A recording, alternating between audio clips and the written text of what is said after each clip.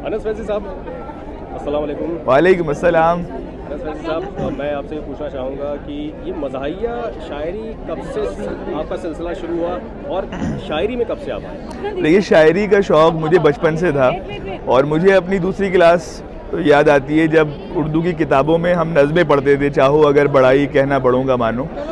तो बचपन से शौक़ था। ये हम पर नहीं खुला था कि हम शायरी कर भी सकते हैं या ऊपर वाले ने ख़ास सलाहियत हमको दे रखी है, तो ये बहुत बाद में मालूम हुआ। हालांकि डायरी भरने की कोशिशें जारी रहती थी, कभी कुछ लिख दिया, उल्टा सीधा लिखते थे। तो फिर जब बड़ों का साथ मिला तो उसे एक शक्ल मिलनी शुरू हुई। तो इब्तिदा में ज़ाहिर है संजीदा शायरी की, और उसके बाद फिर एक वक्त आया, ये एहसास हुआ कि अब मुझे मिज़ाहिया शायरी जो है वो करनी चाहिए। तो फिर वहाँ से सिलसिला शुरू हो गया मिज़ाहिया शायरी का।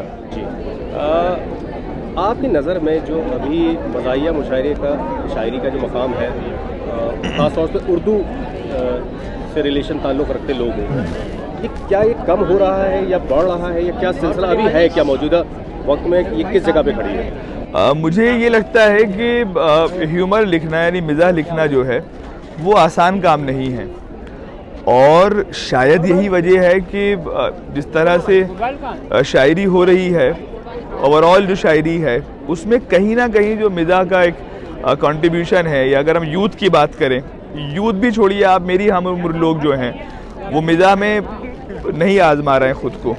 माशाल्लाह साहब, यूथ तो हाँ शायद लेकिन बहुत ज़्यादा पॉजिटिव माहौल नज़र नहीं आता।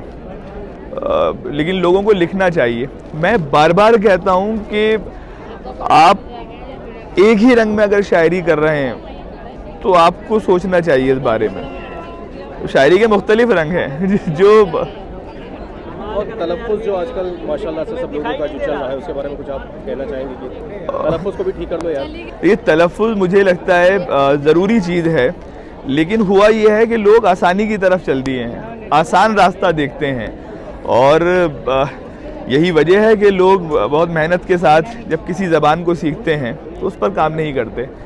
मिसाल के तौर पे ख़ा है, ख़ा निकालना बहुत मुश्किल काम नहीं है, लेकिन अगर आप नहीं निकाल पाते तो एक प्रोसेस तो है जिससे आपको गुजरना है।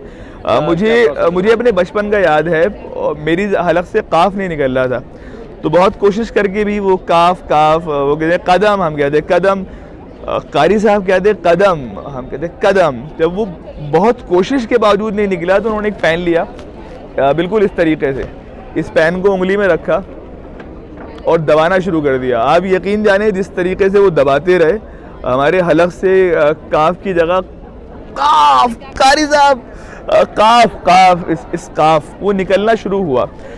अगर हम ज़बान का जो प्योर फॉर्म है उसकी अगर आप बात करें तो जाहिर है उसका लहजा, उसका तलफ़्फ़ुज़ बहुत ज़रूरी है।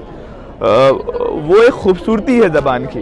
जैसे आप खान को खान बोलते रहें, आप पूरी ज़िंदगी बोलें, आप बड़े बड़े वॉइस कास्टर भी बन सकते हैं शायद खान को खान बोलते हुए, लेकिन वो शख्स जो जानता है, जिसको समझे, वो आपको कभी एक्सेप्ट नहीं करेगा।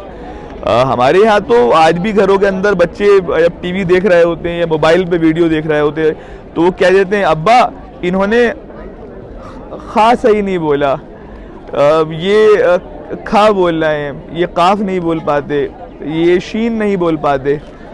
तो मुझे लगता है तलफ़्फ़ुज़ ज़रूरी है और बहुत ज़रूरी है। कुछ जगहों पे लोग नुक्ते ज़बरदस्ती भी लगा देते हैं। हाँ, हालांकि वो ब्यूटी है ज़बान की।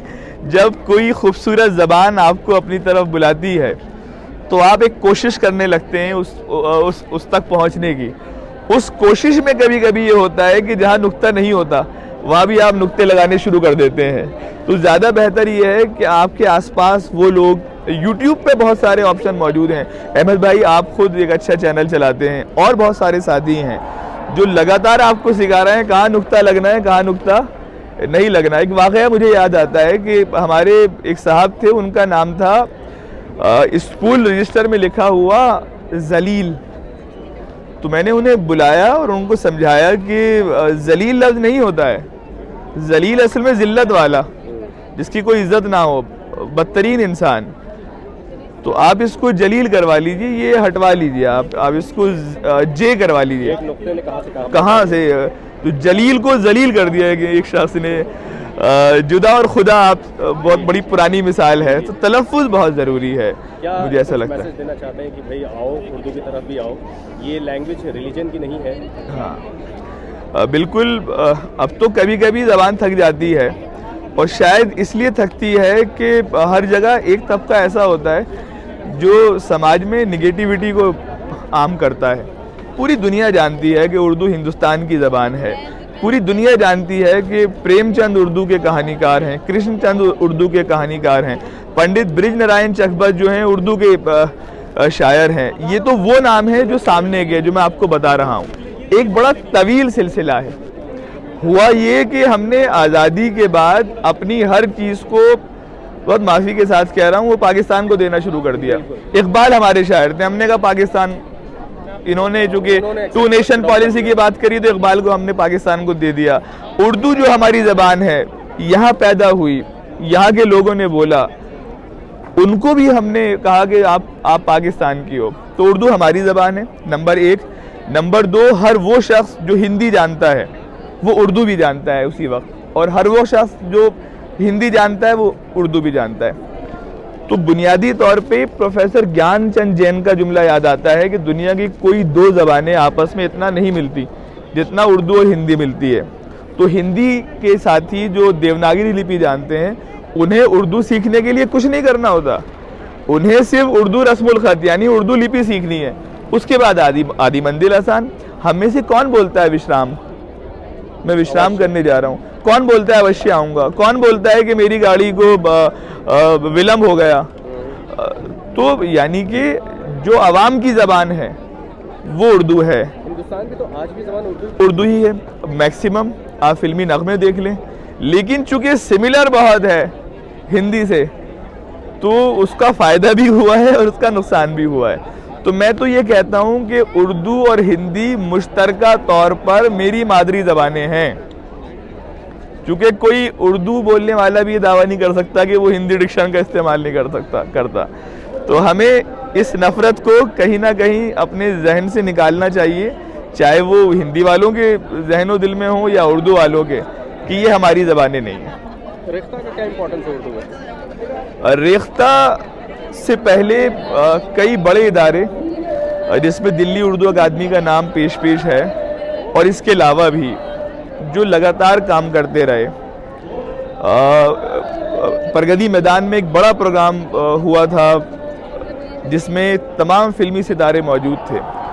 तो ये लोग, काम तो हो रहा था, बट रेख्ता ने का जो सबसे बड़ा अचीवमेंट है वो ये है कि जो एक बड़े तबके में नाउमीदी नज़र आती थी ज़बान को लेके, कल्चर को लेके, तहजीब को लेके, उस नाउमीदी को साफ़ किया है और लोगों को ये एहसास दिलाया है कि ज़बानें कभी नहीं मरती। उर्दू, जिसको एक बड़ा तबका ये मान चुका था कि वो दूसरे मुल्क की ज़बान है, रेख्ता ने उनकी वापसी कराई है। उन्हें संजीव सराफ, जाहिर है कि आप बहुत कुछ कह सकते हैं उनसे, लेकिन रेख्ता के जो एहसानात हैं ख़ासकर माहौल साजी के ताल्लुक़ से, उसे बिल्कुल नज़रअंदाज नहीं किया जा सकता। और अगर आपको किसी को तकलीफ़ है तो प्लीज़ आइए, और रेख्ता जैसा कोई कॉन्सेप्ट जो है उसे आप खड़ा कीजिए, वेलकम है। हम चाहते हैं अगर आपको तकलीफ़ है तो क्रिएट कीजिए, डिस्ट्रक्टिव अप्रोच जो है वो नुकसान देती है। चलिए, बहुत बहुत शुक्रिया फैज़ी साहब। और अभी आपका जो मुशायरा है, कुछ एक आध शेर अगर आप सुनाना चाहें। देखिए, मैं ह्यूमर लिखता हूँ और ये एहसास मुझे भी है कि ह्यूमर लिखना आसान नहीं है, और मैं चाहता हूँ कि लोगों के चेहरे पर मुस्कान रहे।